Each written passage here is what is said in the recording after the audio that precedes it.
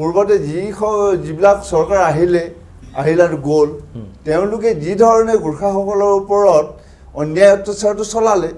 এতিয়া বিজেপি এইটো আৰু বেছিকৈ চলোৱা আমি ৰাইজে গম পাইছে দেখি খেদা আন্দোলনটো গোৰ্খাসকলেতো আছুৰ আৰু গণপৰিষদৰ আন্দোলনটো জাপ দিয়া মানুহটো আমিতো সম্পূৰ্ণৰূপে এই আন্দোলনত জাপ দিছোঁ গোটেই অসমৰ গোৰ্খাসকলে যাৰ কাৰণে 855 জন শ্বহীদৰ মাজত গোৰ্খা জাতিৰ মানুহটো আছে এইটো জানে নাই অসমৰ ৰাইজে নেপালৰ পৰা কোনোবা যদি নেপালী আহিছে তেওঁলোকক খেদিব লাগে আমি কাহানিৰ পৰা কৈ আছোঁ এটা কনফিউজন আছে আপোনাৰ কনফিউজনটো মই সুধিব খুজিছোঁ যে নেপালী আৰু গোৰ্খা হয় এতিয়া আপোনালোকে নিজকে নেপালী বুলি ভাবে নে গোৰ্খা বুলি ভাবে আমি নিজকে গোৰ্খা বুলি ভাবোঁ 1950 চনৰ ভাৰত নেপাল এইটো ফ্ৰেণ্ডশ্বিপ এণ্ড পিছ ট্ৰিটিৰ ক্লজ 6 and 7 যিটো ক্লজে বিশেষকৈ আমাক অসুবিধাত পেলাইছে আমাৰ আইডেণ্টিটি ক্ৰাইচিছত হেম্পাৰ কৰিছে আনহাতে বিদেশী অহাৰ ক্ষেত্ৰত মানে সুবিধা কৰি দিছে গতিকে এইটো ক্লজ দুটা আইডাৰ স্ক্ৰেপ কৰক অথবা পাছপোৰ্ট ভিছা চিষ্টেমটো কৰে এইটো অপেন বৰ্ডাৰ যিটো চিষ্টেম আছে এইটো বন্ধ কৰিব অসম চৰকাৰে মানে ইমিডিয়েটলি হাইকোৰ্টত মানে এটা মানে এফিডেভিট এটা ছাবমিট কৰি দিয়ক যাতে অসমৰ গোৰ্খাসকলৰ আৰু ডি ভোটাৰ্ছ যিখিনি আছে কাগজ পত্ৰ নোহোৱাকৈ এইসকল খিলঞ্জীয়া হয় গতিকে ডিটো উঠাই দিব লাগে বুলি এতিয়া এটা মোক এটা কথা কওক আপুনি যে আমি যিটো কৈছে আপোনালোকে এতিয়া খিলঞ্জীয়া বুলি দাবী কৰিছে কিন্তু আপোনালোকৰ পূৰ্বপুৰুষ নেপালৰ পৰা অহা সৈন্য সেইটো কথা আপুনি কি বুলি আপুনি সেইটো মানে হেৰি কৰিব আৰু যদি কোনোবা যদি নেপালী আছে তেওঁলোকৰ ডেফিনেটলি নেপালৰ যোগসূত্ৰ হ'ব ডেফিনেটলি হ'ব তেওঁলোকৰ আৰু সেইবিলাক নেপালী কিন্তু ইয়াৰ পৰা খেদোৱাৰ ক্ষেত্ৰত অসম চৰকাৰে আমাক বিশ্বাসত লওক বড়ো ৰাভা কছাৰী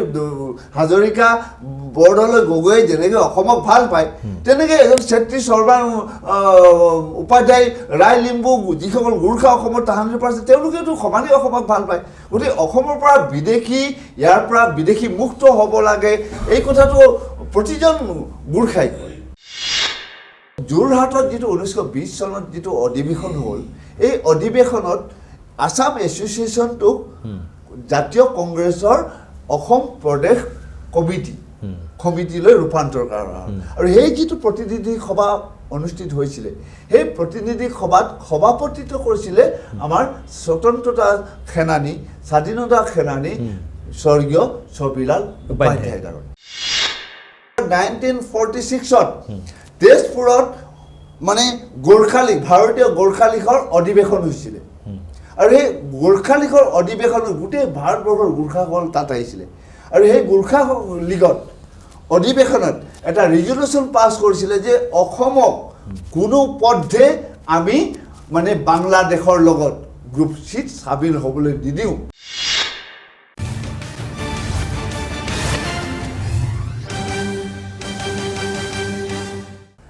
নমস্কাৰ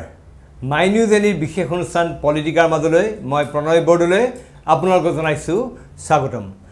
আজিৰ পলিটিকা এটা বিশেষ পলিটিকা এই বিশেষ পলিটিকা এইকাৰণেই কৈছোঁ যে ইয়াৰ আজিৰ পলিটিকাত এনেকুৱা এজন ব্যক্তি আমি আমন্ত্ৰণ কৰা নাই যোনে ৰাজনীতি কৰিবলৈ আগ্ৰহী বা এইবাৰ নিৰ্বাচনত থিয় হ'বলৈ আগ্ৰহী আজিৰ পলিটিকাত আমি মাতি আনিছোঁ এটা জনগোষ্ঠীৰ আশা আকাংক্ষাক লৈ তেওঁলোকৰ মনত থকা খুব বেদনা নিৰ্বাচনৰ প্ৰাক মুহূৰ্তত আমাক ক'ব বিচাৰিছে আমাৰ সৈতে আছে গোৰ্খা স্বায়ত্তশাসন সমিতিৰ অধ্যক্ষ তথা তেখেত শিক্ষক আমাৰ সৈতে আছে হৰ্ক বাহাদুৰ ছেত্ৰী ডাঙৰীয়া মই আপোনাক পুনৰতে স্বাগতম জনাইছোঁ ধন্যবাদ মই এই কথা জানিব ঘূৰিছোঁ যে নিৰ্বাচন সমাগত অহা নিৰ্বাচনলৈ বেছি নাই এই মুহূৰ্তত গোৰ্খা জনগোষ্ঠীক লৈ আপোনালোকৰ যথেষ্ট আক্ষেপ আছে ক্ষোভ আছে মনত কি ক'বলগীয়া আছে মনতে কিহৰ কাৰণে আপোনালোকে আজি কেমেৰাৰ সন্মুখলৈ আহিছে বা কিহৰ কাৰণে আপোনাৰ সংবাদ মাধ্যমৰ ওচৰত চাপিছে কি বিচাৰিছে চাওক আমাৰ অসমত যিমান দিনৰ পৰা গোৰ্খাসকল ইয়াতে আছে আমি নিজকে বৃহত্তৰ অসমীয়া সমাজৰ অভিন্ন অংগ বুলি ভাবোঁ তো স্বাধীনোত্তৰ কালৰ পৰাই গোৰ্খাসকলে প্ৰণালীবদ্ধভাৱে বিভিন্ন অধিকাৰৰ পৰা বঞ্চিত হৈ আহিছে আমি আশা কৰিছিলোঁ 2016 চনত গঠন হোৱা এই বিজেপি চৰকাৰটোৱে হয়তো কিছু গোৰ্খাসকলক মৰমৰ চকুৰে চাব কিন্তু তেওঁলোকো কোনো ব্যতিক্ৰম নহ'ল পূৰ্বতে যিবিলাক চৰকাৰ আহিলে আৰু গ'ল তেওঁলোকে যি ধৰণে গোৰ্খাসকলৰ ওপৰত অন্যায় অত্যাচাৰটো চলালে এতিয়া বিজেপি এইটো আৰু বেছিকৈ চলোৱা আমি ৰাইজে গম পাইছে এতিয়া সাধাৰণ আধাৰ কাৰ্ড বনাবলৈ মাটি অকণমান কিনি ৰেজিষ্ট্ৰেশ্যন কৰিবলৈ যদি যায় 1951 চনৰ কাগজ বিচৰা হৈ গ'ল তো তাহানিতেতো ইমান তললৈতো যোৱা নাছিলে কিন্তু চেত্ৰী ডাঙৰীয়া আজি দীৰ্ঘদিন ধৰি আপোনালোকে জানে অসমত এটা আন্দোলন হৈ আছে বিদেশী খেদা আন্দোলন সেই আন্দোলনৰ কালত বাংলাদেশৰ পৰা অহা যিসকল আছিলে তেওঁলোককো বিদেশী বুলি মানে 1971 চনৰ সেই তাৰিখত যিটো ডেট আছে বা নেপালৰ পৰা অহা সকলো বিদেশী বুলি ধৰাইছে গতিকে নেপালৰ পৰা অহা লোকক যদি চৰকাৰে তেওঁলোকক এয়া দিয়া নাই তাত আপত্তি কৰিবলৈ কি আছে আমিতো আপত্তি কৰা নাই নহয় বিদেশী খেদা আন্দোলনটো গোৰ্খাসকলেতো আছুৰ আৰু গণ পৰিষদৰ আন্দোলনটো জাপ দিয়া মানুহটো আমিতো সম্পূৰ্ণৰূপে এই আন্দোলনত জাপ দিছোঁ গোটেই অসমৰ গোৰ্খাসকলে যাৰ কাৰণে 855 জন শ্বহীদৰ মাজত গোৰ্খা জাতিৰ মানুহটো আছে এইটো জানে নাই অসমৰ ৰাইজে চবেই জনা উচিত অসম চৰকাৰে জনা উচিত আছুটো জানে বাৰু এইটো নাজানে বুলি আমি নকওঁ আছুৰ লিষ্টতে আছে 8জনকে আমাৰ কমিউনিটি এটা কমিউনিটিৰ 8জনকে শ্বহীদ হোৱা তাৰ অৰ্থটো কি বাৰু কওকচোন আপুনি হয়নে তো এই 8জনকে শ্বহীদ হোৱা কমিউনিটিটোৱে বিদেশী খেদা আন্দোলনক কেনেকুৱাকৈ কি চকুৰে চাইছিলে এইটো স্পষ্ট হৈ যায় গতিকে নেপালৰ পৰা কোনোবা যদি নেপালী আহিছে তেওঁলোকক খেদিব লাগে আমি কাহানিৰ পৰা কৈ আছোঁ এটা কনফিউজন আছে আপোনাৰ কনফিউজনটো মই সুধিব খুজিছোঁ যে নেপালী আৰু গোৰ্খা হয় এতিয়া আপোনালোকে নিজকে নেপালী বুলি ভাবে নে গোৰ্খা বুলি ভাবে আমি নিজকে গোৰ্খা বুলি ভাবোঁ সেইকাৰণে অসমত আমি গোৰ্খা স্বায়ত্তশাসন দাবী কৰি আহিছোঁ আমাৰ পূৰ্বপুৰুষসকলে 1950 চনত যেতিয়া ভাৰত স্বাধীনতা আন্দোলন হৈছিলে সেই সময়ত আমাৰ যিমানবিলাক সংগঠন আছিলে 47 আগত গোটেই সংগঠনৰ নাম গোৰ্খা এটাও নেপালী পাবলৈ নাই যেতিয়াই ভাৰত স্বাধীন হৈ গ'ল ৰাষ্ট্ৰযন্ত্ৰই ষড়যন্ত্ৰ কৰি আমাৰ ইয়াৰ যিবিলাক খিলঞ্জীয়া গোৰ্খা আছিলে তেওঁলোকক নেপালীকৰণ কৰাৰ উদ্দেশ্যেৰে 1950 চনত নেপাল ৰাষ্ট্ৰৰ লগত এটা চুক্তি স্বাক্ষৰ কৰিলে আৰু এই চুক্তিটোৰ নাম হৈছে কি ভাৰত নেপাল মৈত্ৰী আৰু শান্তিৰ চুক্তি বুজিছেনে ইয়াতে ক্লজ 6 and 7ত দুয়োটা দেশৰ নাগৰিকে নেপালৰ নাগৰিকে ভাৰতৰ যিকোনো জেগাত আহি এক্সেপ্ট পলিটিকেল ৰাইটছ ভাৰতীয় সংবিধানৰ সকলোবিলাক অধিকাৰ তেওঁলোকে সাব্যস্ত কৰিব পাৰে অথবা একেধৰণে ৰেচিপ্ৰকেল বেচিছত এজন ভাৰতীয় মানুহেও নেপালত গৈ এক্সেপ্ট পলিটিকেল ৰাইটছ গোটেইখিনি অধিকাৰ সাব্যস্ত কৰিব পাৰে সো আমিতো 1900 আসাম একৰ্ড হোৱা পিছদিনাৰ পৰা আমি 1985 চনৰ পৰাই যেতিয়া বিদেশী চিনাক্তকৰণ আৰম্ভ হৈ গ'ল অসম গণ পৰিষদ চৰকাৰ আহাৰ পিছতে তো তেতিয়াৰ পৰা আমি কৈ আছোঁ যে এইটো 1950 চনৰ ভাৰত নেপাল এইটো ফ্ৰেণ্ডশ্বিপ এণ্ড পিছ ট্ৰিটিৰ ক্লজ 6 and 7 যিটো ক্লজে বিশেষকৈ আমাক অসুবিধাত পেলাইছে আমাৰ আইডেণ্টিটি ক্ৰাইচিছত হেম্পাৰ কৰিছে আনহাতে বিদেশী অহাৰ ক্ষেত্ৰত মানে সুবিধা কৰি দিছে গতিকে এইটো ক্লজ দুটা আইডাৰ স্ক্ৰেপ কৰক অথবা পাছপোৰ্ট ভিছা চিষ্টেমটো কৰে এইটো অপেন বৰ্ডাৰ যিটো চিষ্টেম আছে এইটো বন্ধ কৰিব লাগে এইটো এটা সুন্দৰ কথা এই কথাটো আচলতে বিভ্ৰান্তি হৈ আছে তেওঁলোকে নিজেই দাবী কৰিছে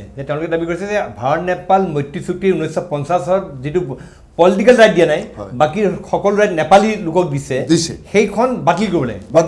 বাতিল কৰি ভাৰত নেপালৰ যিটো বৰ্ডাৰ বন্ধ কৰি সিল কৰক অথবা পাছপোৰ্ট ভিছা চিষ্টেম অথবা এই ক্লজ দুটা স্ক্ৰেপ কৰি দিয়ক ইণ্ডো নেপাল ফ্ৰেণ্ডশ্বিপ ট্ৰিটিৰ পৰা তো হৈ গ'ল সমস্যা সমাধান হ'ল এতিয়া হৰকাবাদৰ চেত্ৰী তেখেত আপুনি মই যিমান জানো আপুনি গোগামুখ মানুহ আপুনি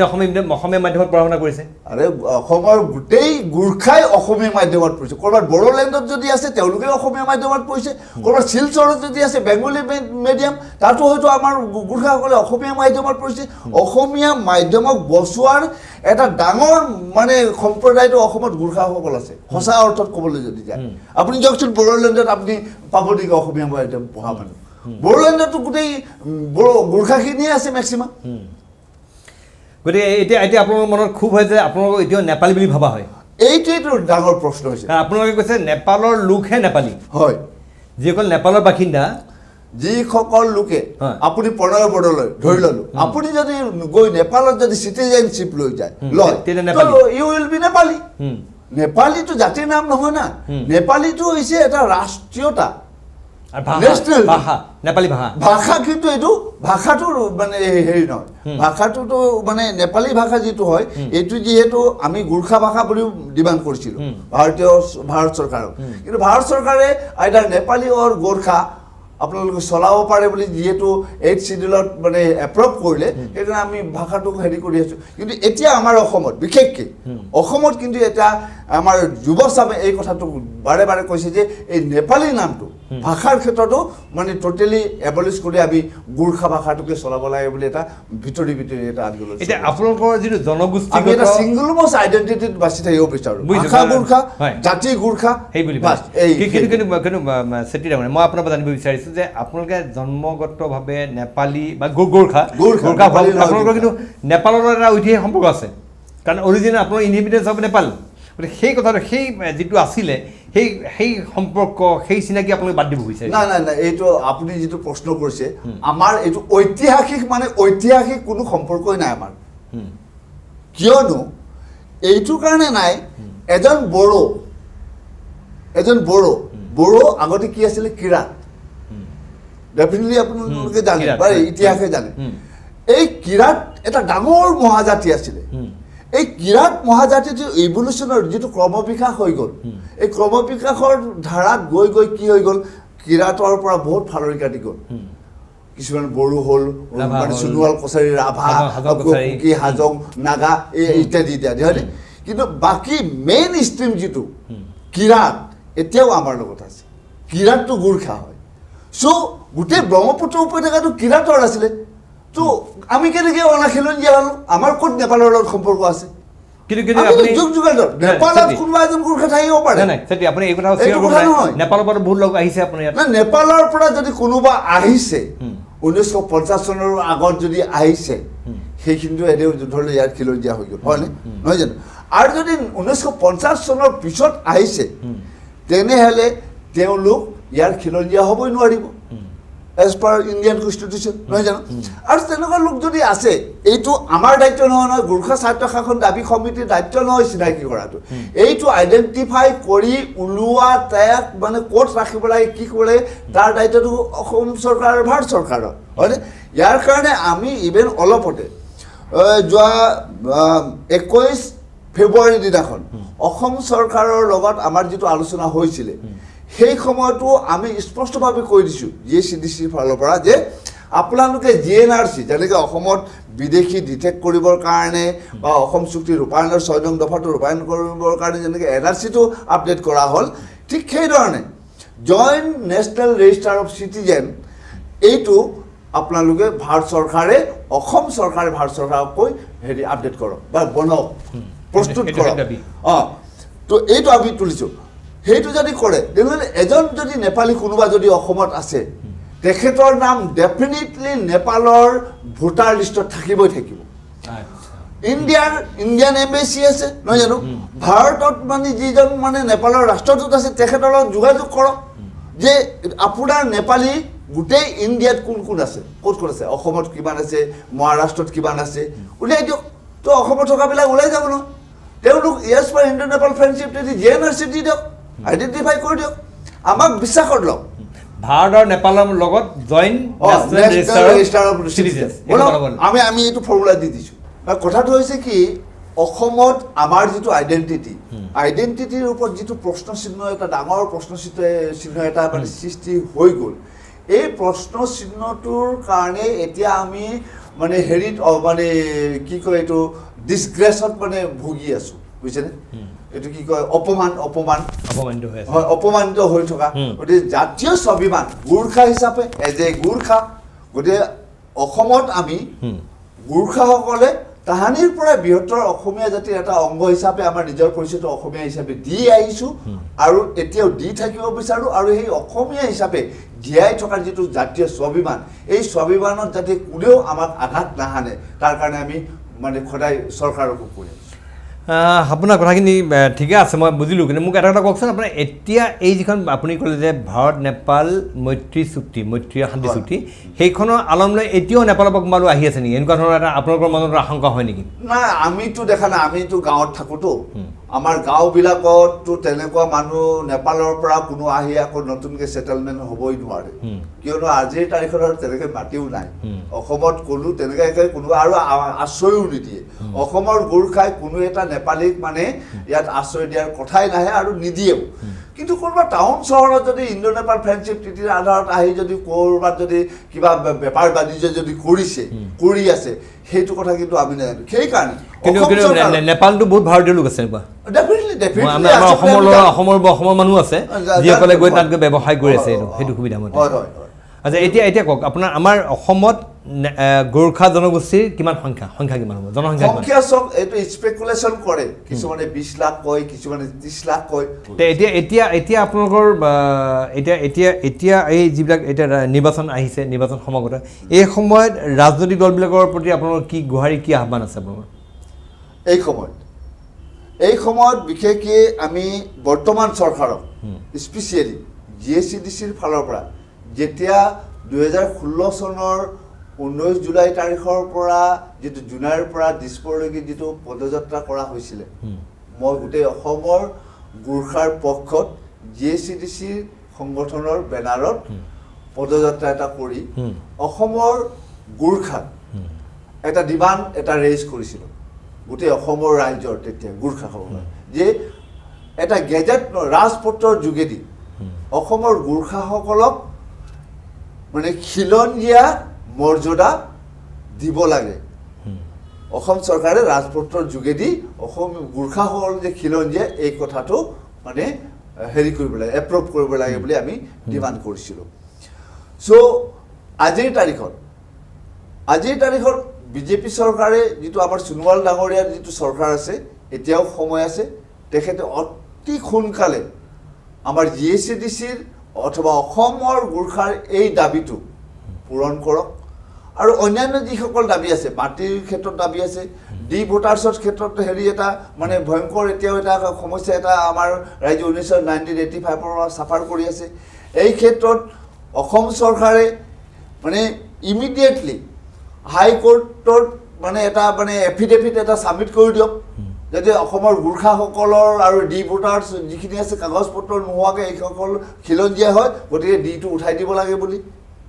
এইটো তেওঁলোকে কৰিব লাগে আৰু বাকী যিসকল দাবী আছে সেইখিনি লগতে অসমৰ আমি যিহেতু গোৰ্খা সাহিত্য শাসন ডিমাণ্ড কৰি আছোঁ অসম চৰকাৰে অনতিপলমে গোৰ্খা সাহিত্য শাসন যিহেতু মৰাণ আৰু বৰ্তাকক দিছে গতিকে সেই একে আধাৰত গোৰ্খাসকলেও তাহানিৰ পৰা আমি মানে প্ৰায় আজি 20 বছৰ 21 বছৰ হৈ গৈছে এই দাবীটো তুলি অহা গতিকে অতি সোনকালে গোৰ্খাসকলৰ এই দাবীটো পূৰণ কৰক আৰু যদি এই দাবীটো যদি পূৰণ কৰে তেতিয়াহ'লে আমি বিজেপি চৰকাৰৰ কিবা এটা কৰিছে বুলি আমি ৰাইজৰ আগত আমি ক'ব পাৰিম হয়তো তেওঁলোকেও আমাৰ গোৰ্খাৰ ওচৰলৈ ভোট বিচাৰি যাব পাৰিব অন্যথা কিন্তু তেওঁলোকে বিষম পৰিস্থিতিৰ সন্মুখীন হ'ব লাগিব এতিয়া আপুনি গোৰ্খা সাহিত্য শাসন কৈছে গোৰ্খা সাহিত্য পৰিষদ যদি গঠন কৰে এলেকা কি হ'ব কি এলেকাটো হ'ব আমাৰ যিসকল য'ত মানে আমাৰ গোৰ্খাসকলৰ বসতি আছে এই বসতি পূৰ্ণ জেগাবিলাক যেনেকৈ মিচিং সাহিত্য শাসন আছে মিচিং থকা জেগাবিলাকক লৈ ঠিক সেইদৰে গোৰ্খা থকা জেগাবিলাক হ'ব এটা মানে কম্পেক্ট এৰিয়া এটা থাকিব এটা ছেটেলাইট এৰিয়া থাকিব সেইদৰে কোৰ এৰিয়া কোনটো আপোনাৰ কোনটো ডিমাণ্ড কোৰ এৰিয়াটো আমাৰ শোণিতপুৰ হ'ব ডিব্ৰুগড় হ'ব তিনিচুকীয়া হ'ব আৰু সদৰ কি হ'ব পাৰে সদৰটো মানে এতিয়া আমিতো ভবা নাই সদ্যহতে যিহেতু এইটো পাছত ভবাৰ কথা হয় এতিয়া এটা মোক এটা কথা কওক আপুনি যে আমি যিটো কৈছে আপোনালোকে এতিয়া খিলঞ্জীয়া বুলি দাবী কৰিছে কিন্তু আপোনালোকৰ পূৰ্বপুৰুষ নেপালৰ পৰা অহা সৈন্য সেইটো কথা আপুনি কি বুলি আপুনি সেইটো মানে হেৰি কৰিব না আমাৰ পূৰ্বপুৰুষ নেপালৰ পৰা অহা বুলি আমি নাভাবোঁ যিসকলে অসমত যিসকল গোৰ্খা আছে তেওঁলোকে এছাম গোৰ্খা তাহানি মানে যুগৰ পৰাই আছে ইয়াতে এছাম গোৰ্খা যেতিয়া 1814 চনত এটা ব্ৰিটিছ আৰু ইণ্ডিয়াৰ মানে এংলো গোৰ্খা ৱাৰ এটা হৈছিলে তাৰপিছতে 1816 চনত এটা ট্ৰিটি হৈছিলে এই ট্ৰিটিটো কোৱা হয় কি সুগৌলি ট্ৰিটি এইটো ব্ৰিটিছ আৰু গোৰ্খাৰ মাজত হৈছিলে তো এই ট্ৰিটিৰ যোগেদি তেতিয়াৰ নেপালৰ বিস্তৃত এটা অঞ্চল ভাৰতত কি কৰিলে ব্ৰিটিছ চৰকাৰে সোমোৱাই ল'লে নাইনিতাল দেৰাদুন ভাগচু আদি কৰি একদম এইখিনি এৰিয়া সেইটো আগতে নেপালত আছিলে সেইটো নেপালত আছিলে তো সেই এতিয়া যিটো উত্তৰাখণ্ড আছে এই এলেকাসমূহ আপ টু দাৰ্জিলিং এই ছিকিমলৈকে তো ছিকিমটো নহয় দেই দাৰ্জিলিংলৈকে তো এইখিনি এৰিয়াত যিসকল গোৰ্খা আছিলে 1814 চনত 14 চনৰ আগৰ পৰা এইখিনি ভাৰতত অট'মেটিকেলি এইটো ভূমিৰ সৈতে আহি গ'ল এছাম গোৰ্খা তাৰ পৰা আহিছে আৰু বাকীটো ইতিহাসে কয় দেখোন ইয়াতে যে আমি কিমান মানে আগৰ পৰা আছোঁ গতিকে এইটো আমি আমাৰ মানে যুগসূত্ৰটো নেপালৰ লগত আমাৰ একেবাৰে নাই কোনো সম্পৰ্ক নাই কোনো সম্পৰ্কই নাই কোনো লোক আহা বুলি নেপাল এটা বিদেশী ৰাষ্ট্ৰ বুলি জানো যিসকলে আমি গোৰ্খা বুলি নিজকে পৰিচয় দিওঁ আৰু যদি কোনোবা যদি নেপালী আছে তেওঁলোকৰ ডেফিনেটলি নেপালৰ যুগসূত্ৰ হ'ব ডেফিনেটলি হ'ব তেওঁলোকৰ আৰু সেইবিলাক নেপালী কিন্তু ইয়াৰ পৰা খেদোৱাৰ ক্ষেত্ৰত অসম চৰকাৰে আমাক বিশ্বাসত লওক আমাক গোৰ্খাসকল আইডেণ্টিফাই কৰাৰ পাৱাৰ অফ এটৰ্নি দি দিয়ক আমি ডেফিনেটলি অসমত যদি কোনোবা নেপালী ইণ্ডো নেপাল ফ্ৰেণ্ডশ্বিপ ট্ৰিটিৰ আধাৰত যদি পলিটিকেল ৰাইটছটো যদি চুৰ কৰি লৈ আছে নহয় জানো ডুৱেল চিটিজেনশ্বিপ লৈ আছে তেওঁলোকক ইয়াৰ পৰা উচ্ছেদ কৰাৰ ক্ষেত্ৰত আমি 100% হেল্প কৰিম চেত্ৰী তেখেতে সদৌ গোৰ্খা গোৰ্খা ছাত্ৰ সন্থা গোৰ্খা ছাত্ৰ শাসন নাই আৰু তাৰ আগতে আপুনি সদৌ অসম গোৰ্খা ছাত্ৰ সন্থাৰ সভাপতি আছিলোঁ ফৰ দ্য 3 টাইম আৰু সদৌ অসম ছাত্ৰ সন্থাৰ গোগামুখ আঞ্চলিক ছাত্ৰ সন্থাৰ উপসভাপতি আছিলোঁ যেতিয়া অসম আন্দোলন চলি আছিল 1983 নাই সেইটোকে চেতিয়া অলপ আগতে মোক ক'লে যে তেখেতে সদৌ গোৰ্খা ছাত্ৰ সন্থাৰ তেখেতে সভাপতি আছিল 3টা কাৰ্যকাল তাৰ লগতে তেখেতে সদৌ অসম ছাত্ৰ সন্থাৰ বিষয়ববীয়াৰূপে অসম আন্দোলন অংশ লৈছিলে আৰু তেখেতে কৈছে যে ইতিমধ্যে 8 গৰাকী গোৰ্খাৰ লোক সম্প্ৰদায়ৰ লোক এই অসম আন্দোলন শ্বহীদ হৈছে গতিকে আপোনালোকে বিচাৰিছে যে অসমো বিদেশী মুক্ত হওক ডেফিনেটলি বিচাৰিছোঁ তাহানি পাৰি আৰু এইটো নিবিচাৰে যেন বড়ো ৰাভা কছাৰী হাজৰিকা বৰদলৈ গগৈ যেনেকৈ অসমক ভাল পায় তেনেকৈ এজন চেত্ৰী সৰ্বান উপাধ্যায় ৰায় লিম্বু যিসকল গোৰ্খা অসমত তাহানিৰ পৰা আছে তেওঁলোকেতো সমানেই অসমক ভাল পায় গতিকে অসমৰ পৰা ইয়াৰ পৰা বিদেশী মুক্ত হ'ব লাগে এই কথাটো প্ৰতিজন গোৰ্খাই কয় ক'ৰবাত আপোনালোকৰ মাজতো ডিভিজন আছে নেকি মানে গোৰ্খা তামাং লিম্বু বা শ্বেৰপা বা এনেকুৱা ধৰণৰ কিবা বিভাজন আছে তেনেকুৱা একো ডিভিজন নাই কিন্তু আমাৰ যেনেকৈ ধৰি লওক এতিয়া বৃহত্তৰ অসমীয়া জাতিৰ সৰু সৰু জাতি জনগোষ্ঠী গোৰ্খাসকলৰ ছাত্ৰ সন্থা হৈছে নহয় জানো আৰু মিচিং ছাত্ৰ সন্থা আছে ৰাভা ছাত্ৰ সন্থা আছে এনেকৈ সৰু সৰু জাতি জনগোষ্ঠীয়ে যেনেকৈ নিজৰ স্বকীয় অস্তিত্বৰ বাবে কালচাৰেল আইডেণ্টিটিৰ বাবে নহয় জানো এনেকৈ যেনেকৈ সংগঠনবিলাক হৈ আছে এতিয়া আমাৰ সমাজতো ধৰি লওক নেৱাৰৰ সংগঠন আছে ৰাই আছে লিম্বু আছে তেওঁলোকেও নিজৰ কালচাৰেল আইডেণ্টিটিৰ কাৰণে তেওঁলোকে সংগঠন কৰিছে কিন্তু অন্য এনে গ্ৰেটাৰ গোৰ্খা হিচাপে যিটো আমাৰ আইডেণ্টিটি তাত কোনো ধৰণৰ আমাৰ হেৰি নাই আৰু নেপালী ভাষাক ইতিমধ্যে আমাৰ দেশৰ কেন্দ্ৰীয় চৰকাৰে স্বীকৃত ভাষাৰ নামত মান্যতা দিছে নহয় জানো মান্যতা দিছে গতিকে আপোনালোকে নিজকে কি বুলি ভাবে আপোনালোকে সেই ভাষাটো নেপালী ভাষা বুলি ক'ব নে গোৰ্খা ভাষা বুলি ইণ্ডিয়ান কনষ্টিটিউশ্যনত যেতিয়া এইটো এপ্ৰুভ হ'ল তেতিয়া আমাৰ গোটেই ইণ্ডিয়াৰ যিসকল নেতা আছিলে ভাষা আন্দোলনৰ ক্ষেত্ৰত তেওঁলোকৰ মাজত দুটা ভাগ হৈ গ'ল এটা ঘিচিং নেতৃত্বাধীন হেৰি হ'ল তেতিয়া সুভাষ ঘিচিং আছিলে আৰু আমাৰ অসমৰ পৰা আৰু দেৰাদুন এইটো ভাগচু আদি এটা ছেকশ্যনত হেৰি আছিলে উত্তৰাখণ্ড এতিয়া গতিকে তেওঁলোকৰ মাজত এই তেতিয়াতো আন্দোলনকাৰীৰ মাজত কি হ'ল অলপ হেৰি হ'ল মানে এই মতবিৰোধ গোৰ্খা মানে হিচাপে ল'ব নেপালী হিচাপে তাক লৈ অলপ বিতৰ্ক হৈ গ'ল গতিকে এই বিতৰ্কৰ কাৰণেই মানে গভৰ্ণমেণ্ট অফ ইণ্ডিয়াই যেতিয়া নটিফিকেশ্যনটো মানে হেৰি কৰিলে জাৰি কৰিলে সেই সময়ত মানে এইটো নেপালী অব্লিক গোৰ্খা হিচাপে দিয়া আছে গতিকে ইয়াতো এতিয়া নেপালী ভাষা হিচাপে অসম চৰকাৰেও গ্ৰহণ কৰি লৈছে সেইকাৰণে কিন্তু এতিয়া আজিৰ জেনেৰেশ্যনে এই কথাটোকো বাৰে বাৰে আমি অনুভৱ কৰিছোঁ এই ভাষাৰ নেপালী কোৱাটো এটা আমাৰ কাৰণে আকৌ এটা ডাঙৰ সমস্যা হৈ আছে আমি আইডেণ্টিটি ক্ৰাইচিছৰ ক্ষেত্ৰত আমি নিজে এটা প্ৰশ্ন চিহ্ন এটা তুলি লোৱাৰ নিচিনা হৈ গ'ল না এইটো ভাষাটো নেপালী আকৌ জাতিটো গোৰ্খা বুলি কয় এইটো আপোনাৰ গোৰ্খা এইটো কনফিউজনটো আহি আছে গতিকে এই কনফিউজনটো দূৰ কৰিবৰ কাৰণে আজিৰ তাৰিখত গোটেই অসমত এছাম আমাৰ যুৱকসকলে ক'ব বিচাৰে যে এই নেপালীটো বাদ দিয়া ভাল আমি গোৰ্খা ভাষাটো গোৰ্খা নামটোৱে লোৱা ভাল গতিকে এই ক্ষেত্ৰত এটা মানে বিতৰ্ক এটা চলি আছে ভিতৰি আৰু মই গোৰ্খা ছাত্ৰসকল দাবী সমিতিয়ে কিন্তু এই ভাষাটো আমাৰ ভাষাটো গোৰ্খা হ'ব লাগে বুলি আমি মানে দাবী কৰোঁ বা আমি মই হেৰি কৰোঁ সহমতি প্ৰদান কৰোঁ আৰু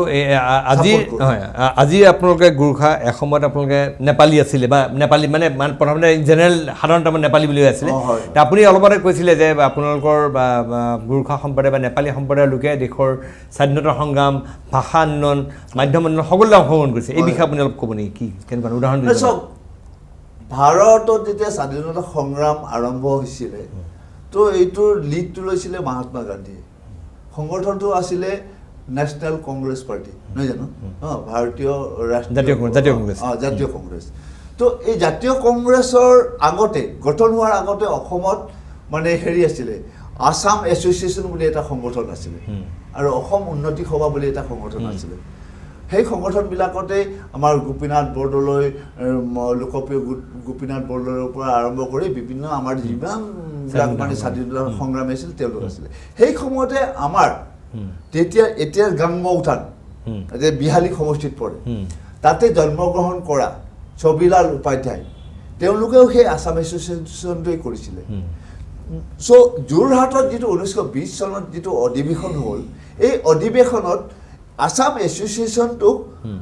জাতীয় কংগ্ৰেছৰ অসম প্ৰদেশ কমিটিলৈ ৰূপান্তৰ কৰা হ'ল আৰু সেই যিটো প্ৰতিনিধি সভা অনুষ্ঠিত হৈছিলে সেই প্ৰতিনিধি সভাত সভাপতিত্ব কৰিছিলে আমাৰ স্বতন্ত্ৰতা সেনানী স্বাধীনতা সেনানী স্বৰ্গীয় ছবিলাল উপাধ্যায় য'ত আমাৰ দেশৰ আমি যে বৰ্তমান প্ৰায়সকল স্বনামধন্য স্বাধীনতা সেনানী আছিল তাত সভাপতি কৰিছে ছবিলাল উপাধ্যায়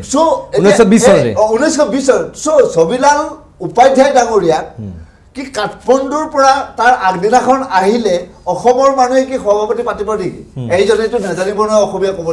অসমীয়া ক'ব নজনা মানুহ এটা কেনেকৈ সভাপতি পাতিব চ' এইজন কিমান অসমীয়া হ'ব পাৰে গোপীনাথ বৰদলৈ স্বনামধন্য গোপীনাথ বৰদলৈ অমেয় কুমাৰ দাস যিমান অসমীয়া তাতকে সি কম অসমীয়া আছিলে নেকি বাৰু কওকচোন আপুনি নহয়নে চ' তাৰপিছতে যেতিয়া অম্বিকাগিৰি ৰাইজত যেতিয়া অসম হ'ব আৰু ভাৰত স্বাধীন হোৱাই নাই ভাৰত স্বাধীন হ'ব এইটো হেৰি নামত ভাষাৰ নামত ষ্টেট গঠন হ'ব তো তাৰপিছত তেতিয়া ইয়াতে অসমত এতিয়া আমাৰ এতিয়া বৃহৎ মানে খাটভনী অসম এতিয়াৰ অসম নহয় হয়নে তো তাতে আমাৰ অম্বিকাগিৰি ৰায়চৌধুৰী আছিলে আসাম গভৰ্ণমেণ্টৰ হেৰি কমিশ্যনাৰ ছেক্ৰেটাৰী সামথিং কিবা এটা তেনেকুৱা এটা পোষ্টত তেখেত আছিলে মই একদিন এতিয়া হেৰি হৈছোঁ যদিও মই ক্ষমা প্ৰাৰ্থী তেওঁলোকে কি কৰিছিলে আৰু লোকপ্ৰিয় গোপীনাথ বৰদলৈ যিমানবিলাক হেৰি মানুহ আছিলে আমাৰ স্বাধীনতা সংগ্ৰামী আছিলে নেতাবিলাক আছিলে তো তেওঁলোকে কি কৰিলে এই অসমীয়া ভাষাটো যাতে জনসংখ্যাটো বেছি দেখাব লাগিব নে এতিয়া নহয় জানো মেজৰিটি দেখাব লাগিব অসমীয়া ভাষা কোৱা মানুহ তেতিয়াই অসমটো পাব অসমীয়া ভাষাৰ নামত চ' তেতিয়া এটা লিফলেট আহ্বান কৰিছিলে সকলোকে যে সকলোৱে এইটো নিজৰ ভাষাটো তেতিয়া গোৰ্খাসকলে আদিবাসী মিচিং বড়ো ৰাভা সকলোকে আহ্বান কৰিছিলে যে আপোনালোকে সকলোৱে নিজৰ মাতৃভাষাটো অসমীয়া লিখক তেতিয়া আমি অসমটো বনাব পাৰিম চ' সেই তেতিয়াৰ পৰা আমাৰ মানুহে অসমীয়া মাতৃভাষা লিখিলে আৰু এতিয়াও এই অলপ দিনৰ আগৰ পৰা এতিয়া মাতৃভাষাটো কি বুলি কওঁতে এই নেপালী বুলি ক'বলৈ ল'লে কিয় এই অসম আন্দোলন কৰিলে শ্বহীদ হ'ল তাৰপিছতো বিদেশীয়ে হৈ থাকিলোঁ আমিতো বিদেশী খেদিব লাগে বুলি আন্দোলন কৰিলে আকৌ বিদেশী আমি যদি বাৰে আমি বিদেশী নহয় আমি অসমীয়া এইটো ক'ব নাপায় একচুৱেলি তো স্বাধীন অসম কৰিবৰ কাৰণে এতিয়া আমাৰ পৰেশ বৰুৱা ডাঙৰীয়াৰ লগত আমাৰ হেৰি অনুপ চেতিয়া ডাঙৰীয়াহঁতৰ লগত কি আমাৰ গোৰ্খাসকল নাই নেকি নাছিল নেকি ঢেৰ আছিল চ' অসমৰ কাৰণে যেতিয়াই এজন অসমীয়াই মৰিছে তেতিয়া সেই গোৰ্খা অসমীয়াওতো মৰিছে তো আৰু এটা ডাঙৰ কথা এটা মই ক'ব বিচাৰোঁ যেতিয়া গ্ৰুপিজিম ভাৰতে যেতিয়া জিন্নাই মানে এইটো হেৰি তিনিটা ভাগত ABC ভাগ কৰিব বিচাৰিছিলে অসমখনক যেতিয়া বৰ্তমানৰ বাংলাদেশৰ লগত মানে চামিল কৰিব বিচাৰিছিলে সেই সময়ত 1946ত তেজপুৰত মানে গোৰ্খালীগ ভাৰতীয় গোৰ্খালীগৰ অধিৱেশন হৈছিলে আৰু সেই গোৰ্খালীগৰ অধিৱেশনত গোটেই ভাৰতবৰ্ষৰ গোৰ্খাসকল তাত আহিছিলে আৰু সেই গোৰ্খা লীগত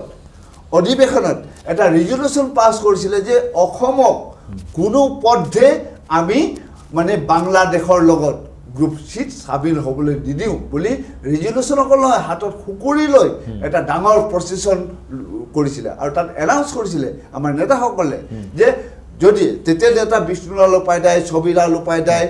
ডম্বৰ সিং গুৰুং আদি কৰি তেওঁলোকে আছিলে আমাৰ নেতা বিষ্ণুলাল উপাধ্যায় আছিল বিষ্ণুলাল উপাধ্যায় আছিল তেখেতো মানে MLA হৈ হেৰি হ'ল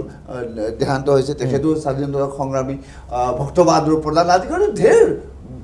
আজিকালি আমাৰ ঢেৰ ইতিহাস লিখা হৈ গৈছে আমাৰ মানুহখিনি এতিয়া ইতিহাসটো অন্বেষণ কৰি কৰি উলিয়াই আছে যে কত কিমান হেৰি আছিলে চ' সেই সময়ত এটা এনাউন্স কৰিছিল যে অকল অসমৰ নহয় অসমক বচাবৰ কাৰণে এণ্টায়াৰ ভাৰতবৰ্ষত তেতিয়া জনসংখ্যাটো 30 লাখ বুলি কৈছিলে 30 লাখ গোৰ্খাই হাতত খুকুৰি লৈ অৱশ্যে ক'লে ব্ৰিটিছ বা যিকোনো শক্তিৰ এগেইনষ্টত যুঁজিব তথাপিও অসমক বাংলাদেশৰ লগত চামিল হ'বলৈ নিদিব বুলি ৰেলী কৰিছিলে চ' এইবিলাক ইতিহাস আজি আমি সেইকাৰণে এটা আমাৰ ডিমাণ্ড এটা আছে যে স্কুল কলেজৰ মাধ্যমৰ যোগেদি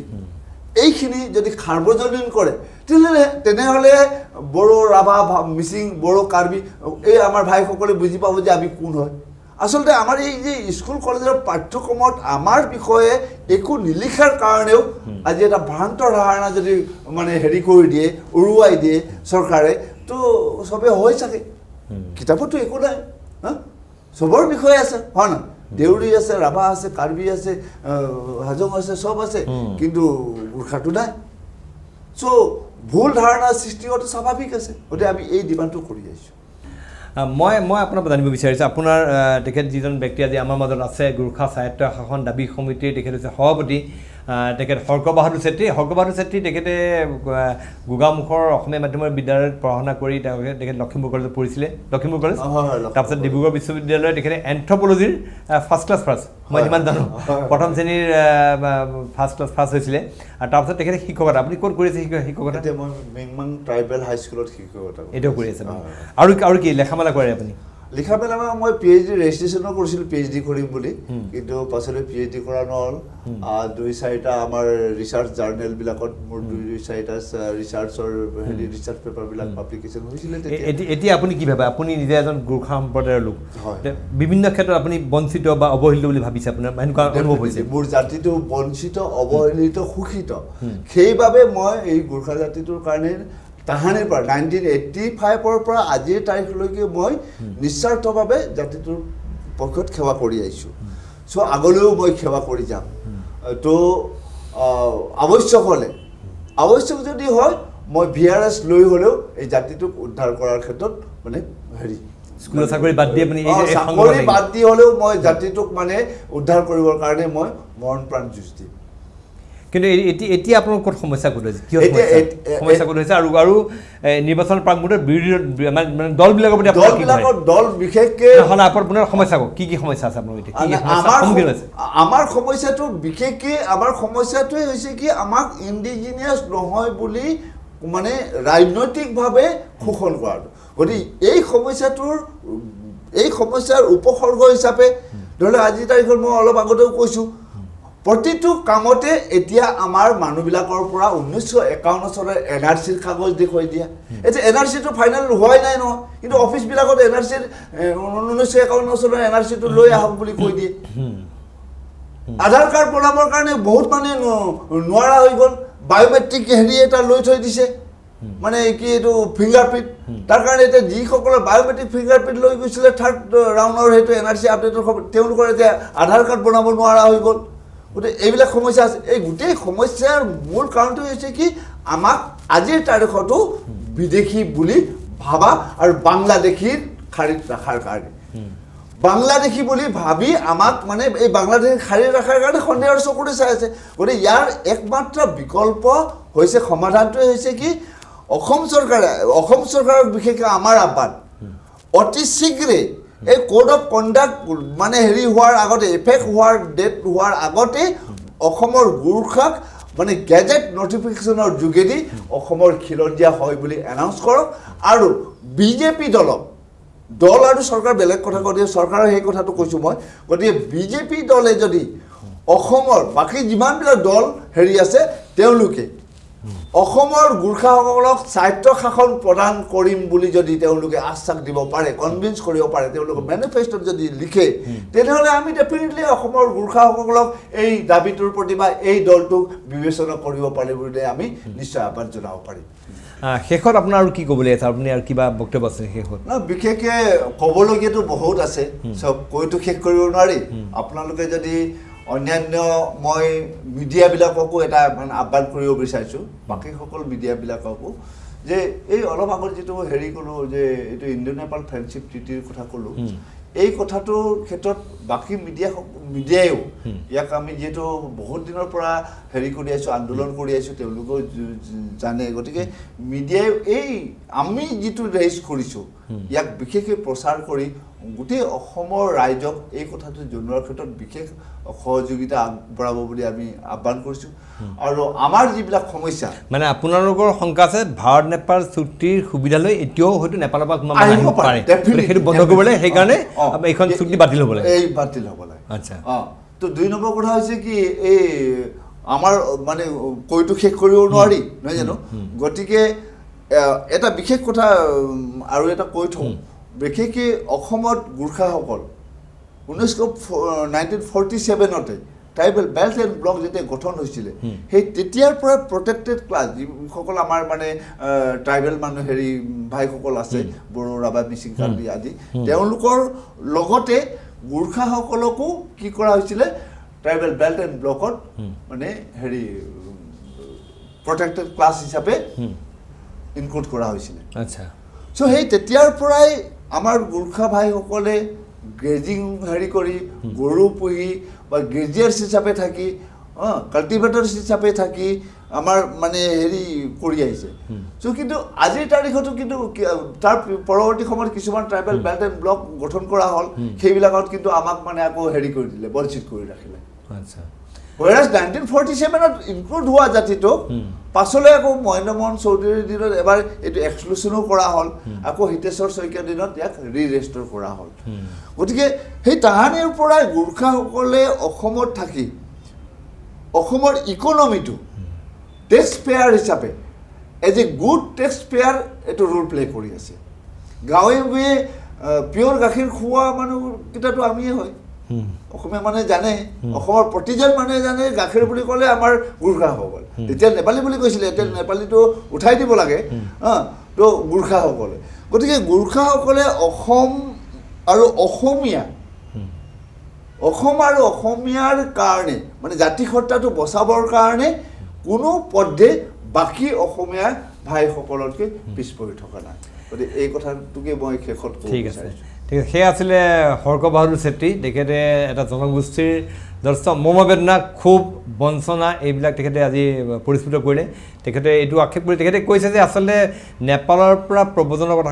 যিটো কৈ আছে, পূৰ্বপুৰুষ নেপালৰ পৰা আহিছে বা এনেকুৱা ধৰণৰ শংকা আছে মানুহৰ। তেখেতে নেপাল, ভাৰত নেপাল যিখন